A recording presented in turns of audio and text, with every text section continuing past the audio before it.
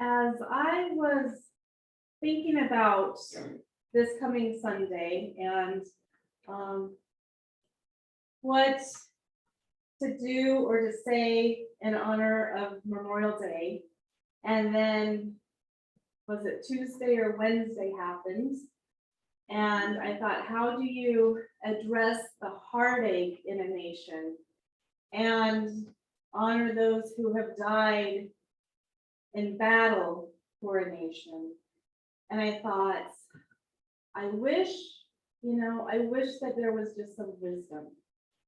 I miss some of our elders who are no longer here with us.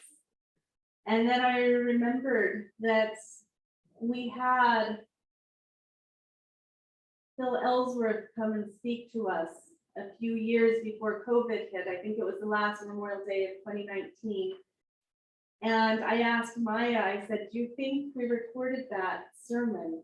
And we found it. And so instead of my words about Memorial Day, I decided that perhaps it would best be served for us to hear the words, the poetry, the music, and the story of one of our World War II veterans who was in Germany during World War II and came back to share his wisdom, his love, his beauty, and his words with a world that was hurting, and yet there was always a place for love, compassion, and joy.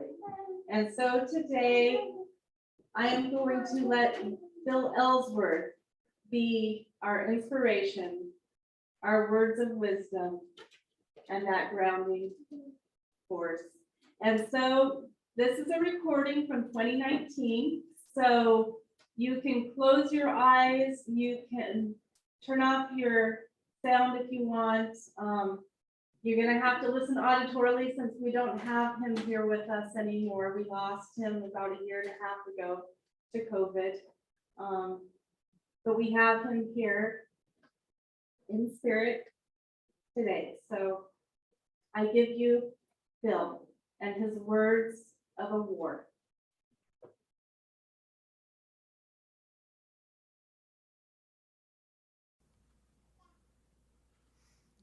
The title given to Miranda, and which appears in the order of service, is Memories of a War. I'd like to change that to Comrades. This was written on the eve of career day for Delta County 8th graders. These children going forward into life, will they remember Johnny Chilemi? Yes, they will remember that the Japanese bombed Pearl Harbor and that there was a landing at Normandy and that we won the war. But will they remember that Robert Burleson died firing his Browning automatic rifle at the tanks as they overran the company? Or that Chester Merrill and Garo Yazujian died crossing the river at Heilbronn? Or that Lieutenant Petracco, who was loved by his men, died taking the town? Or that Richard Polimus died singing Darling, je vous aime beaucoup? Or that Jimmy Rembert died a few days before the end of the war? Remember me when the candle lights are gleaming. Remember me at the close of a long, long day. And it would be so sweet when all alone I'm dreaming, just to know you still remember me. Just to know you still remember me. That's Willie Nelson. November 9th, my 19th birthday.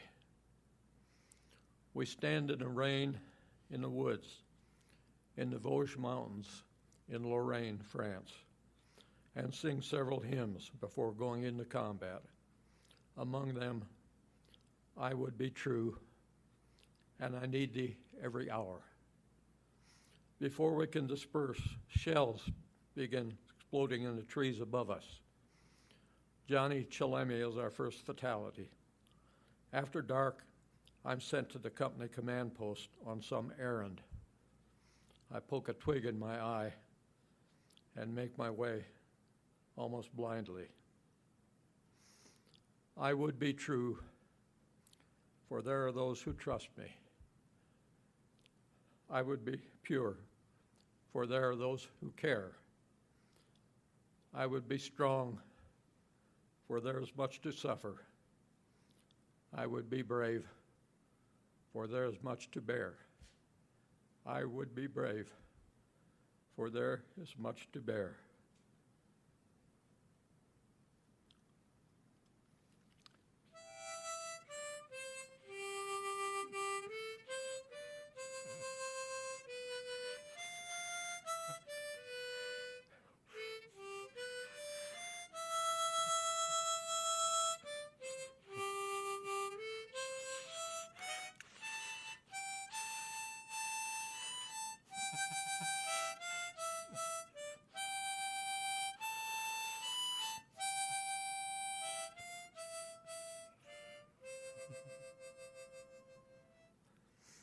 That's the way I remember it.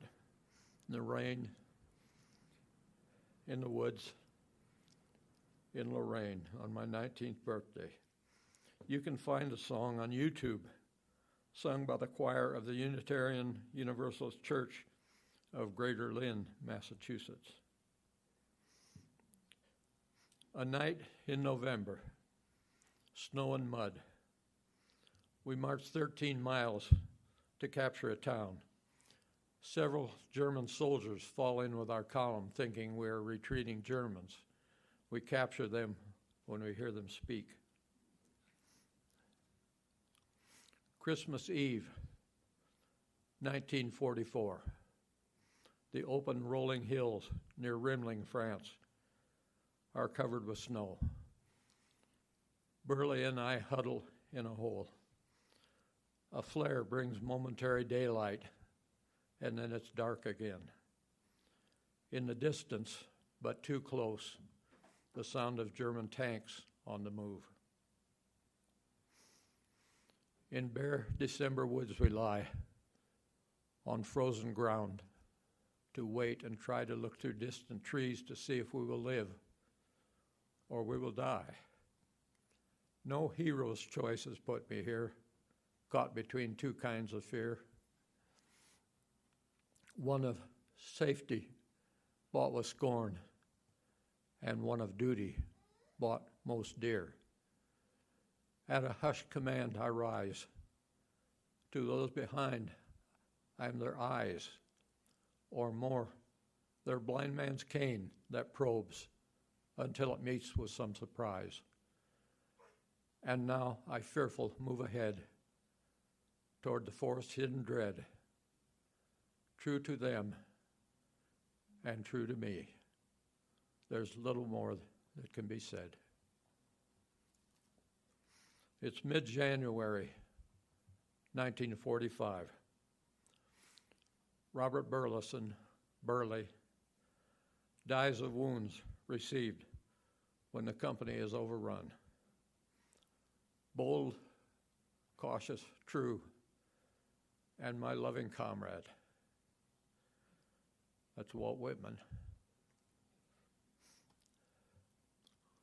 It seems unfair, considering all, that I'm here in this place now, with 90 summers on my brow, and you are there in Epinal, among our comrades sleeping there, that I can hear the robin sing and see the almond tree in spring, and you are there.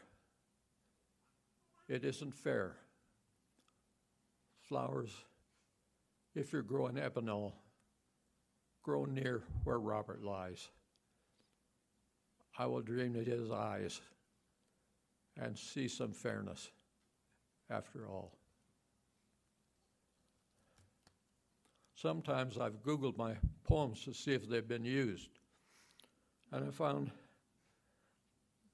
that poem, the poem Epinal, in the book The Wind in the Grass by James McGuire. I found that Jim and his wife Barbara, thinking that I had died,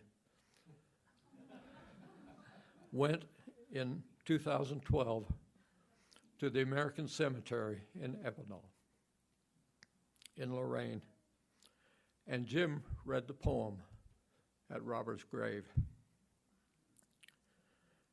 Then he tucked it in the ground beside the marker. How wonderful of them. In the book, All Quiet on the Western Front, the German soldier is at last killed on a day so quiet that the Army report for the day was all quiet on the Western Front.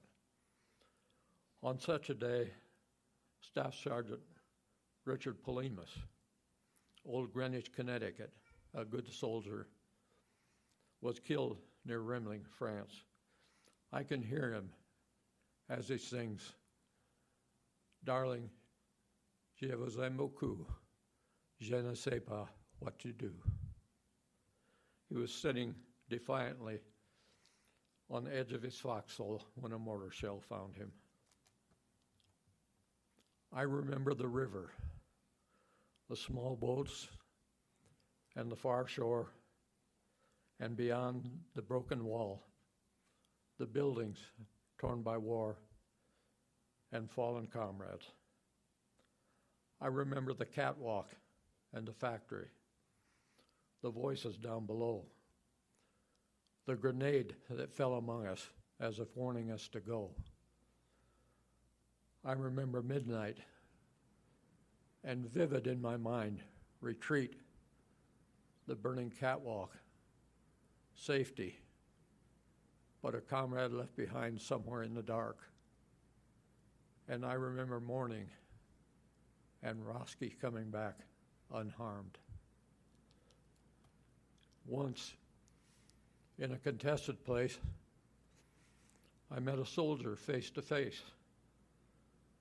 We stopped and turned and walked away, both to live another day. I often wonder who he was and where he is and whom he loves, and if he ever sees, like me, a soldier in his memory, or if before the end he fell, leaving only me to tell of our meeting face to face once in a contested place. For Chester Merrill, American Cemetery, Nancy, France. We had crossed the river in those small boats, and as we ran toward the wall, I was hit, and the medics, without hope, carried me to the command post and laid me among my dying comrades. They say where we crossed the river, there's a salt mine, and that they found there hidden treasures, thousands of paintings and other things unimaginable. There was a Rembrandt among the paintings, and the ancient stained glass windows, 12th to 14th centuries, from the cathedral at Strasbourg. The Nazi officers had orders to destroy it all, the so-called Nero decree. But in the confusion of our attack, the miners prevented the mine from being destroyed.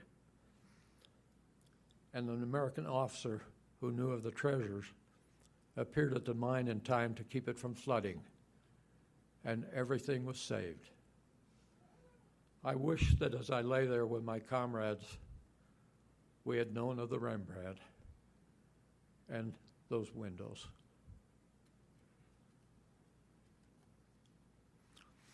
This is a little short story called The Command. It's written in two voices. The first voice is that of a German officer, and the second voice, that of an American squad leader. It was the last major battle of the war, but of course we didn't know that. It had lasted 9 days so far, largely because they couldn't get tanks across the river. At the edge of town were 2 hills from which our artillery observers could direct fire, and as long as we held these, it wasn't over. I was in command of a small group of 12 officers and enlisted men, SS, Volkssturm, even Hitler Youth, who came together through the chaos of the 9 days and found themselves in a hidden underground bunker at the base of one of the hills, waiting and watching, the only barrier to the hill. We'd been in this place for a night and into the next day when about midday an American patrol appeared, working its way up the hill, first the scout, then 1, 2, 3, 4, 5, 6, 7, 8. I could tell the squad leader was number 2. Now they were all in our rifle sights. Easy prey. I held up my hand and quietly gave the command. Hold your fire. We let them pass. And that's how our war ended. As they passed out of sight, someone began to sing, and then all of us. We sang all the old songs we had sung in victory and defeat and could not command the tears. We knew the hilltop to be unoccupied.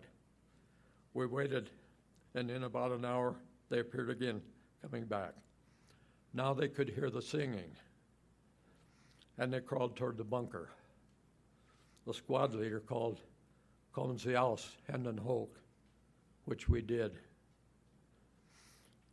We had heard that many captives had been shot, and we could only hope, and we were lucky. The American squad leader was a boy of no more than 19. We had left our weapons in the bunker, were relieved of things like binoculars, and were taken to their command post. Home became a possibility. Voice 2. It had been about 9 days since we crossed the river. In spite of all the casualties, my squad, already down to 8, hadn't lost anyone. Despite leading the crossing, being trapped, and having a grenade fall in our midst, we were unscathed. The company had now fought through the town and was at the foot of the hill from which the Germans had been directing artillery fire. We had been there overnight, and in the morning, the platoon commander told me they didn't know whether the hill was still occupied, and my squad was to find out. At the time, the squad, as best as I can recall, consisted of Duke Rebello, 1st Scout, Calvin Kemble, Emmett Jordan, Frank Roski, Joe Stern, Harry Smith, Telesforo Albenga, and me. So we started out. At the base of the hill was an alley which we had to cross. Fearing it might be raked by fire, as we crossed very quickly. All except Joe Stern, that is.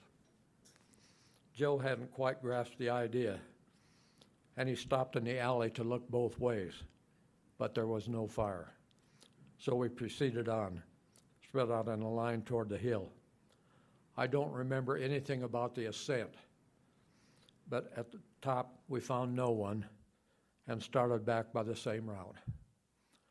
We had nearly reached the alley when we heard singing coming from a bunker or a cellar. We crawled toward it, and when we reached it, I called, "Kommen Sie aus, Händen hoch." Come out, hands high. And they did. There were a dozen or so of them, officers and enlisted men. They had decided their war was over. We took them to company headquarters. I have a pair of binoculars I took from their commander. It was clear that had they chosen, they could have easily killed all of us as we passed them on our way up the hill. There are three to whom I know I owed my life during the war. Two of them were German. One of them, this officer, who must have said, "Hold your fire." I believe our last action during the war must have been on April 14th, 1945, for that was the day Jimmy Rembert was killed. The war in Europe ended about 3 weeks later. On that day, we were advancing through farm country and meeting some resistance. I remember a field we had to cross and that there was some rifle fire. I remember running and making it across the field to a barn. There was an oat bin in the barn, and I fell on the oats in a fetal position and shook. Then, after a few minutes, we regrouped and moved on. But that was pretty much the end of the war, although we didn't know it. When we were on the march, but not under fire, we would sometimes sing. There weren't many suitable World War II songs, so we sang Tipperary and Pack Up Your Troubles from World War I. And we sang Lily Marlene, a German song that still takes me back when I hear it.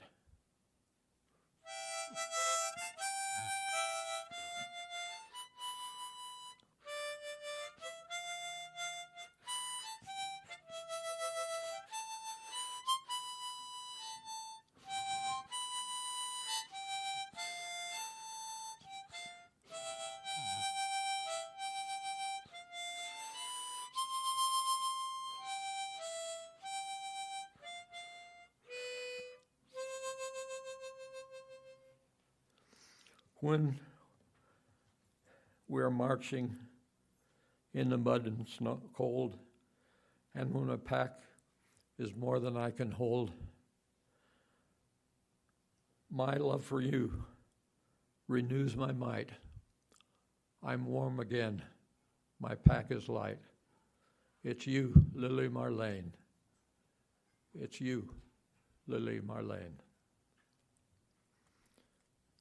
My lily of the lamplight, my own Lily Marlene. The war in Europe ended 50 years. This is written VE Day 1995 from Cedar Edge. The war in Europe ended 50 years ago. A letter home dated May 8, 1945 says we were on the march when we got the news.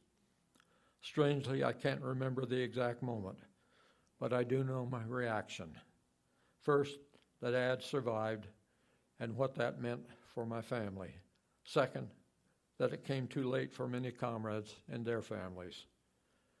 And third, that we would probably have only a short breathing space before going to the Pacific. How improbable to have survived and to be here in this place. It's as if I've lived two totally different lives. I wonder how many veterans feel the same. This is talking to a high school class about the war. When I talk to them about the war, I tell them of the ones we left behind to be gold stars in grieving window panes. How if you live, they're what you think about, and glory isn't even in your mind. And what of those caught in your rifle sight? Those too you think about, for they as you trudged in the mud, lay fearful in the night and dreamed of home. Those too you think about. Those too I tell them that. I know it to be true. Of our original 40-man platoon, there were 4 left at the end of the war. And of my 12-man squad, I was the only one. Of all those Army and Marine infantry divisions that fought in Africa, Italy, France, Germany, and the Pacific, the survivors now must number only about the equivalent of 1 division, or about 20,000 men. I have a book, The Last Men of the Revolution. In it is a photo and an interview with my great-great-great-grandfather. At the end of the book is a quote from Browning. "How will it be when no more saith, I saw?" How will it be when no more saith, I saw? And this is called Memorial Day 2015. Comrade, I remember all. I hear my shot. I see you fall. Too few the years, 70, for wounds to mend, for wounds to mend. In the daytime, all seems right, but then comes night, and in the night, 70 fly by, and then you fall again. You fall again.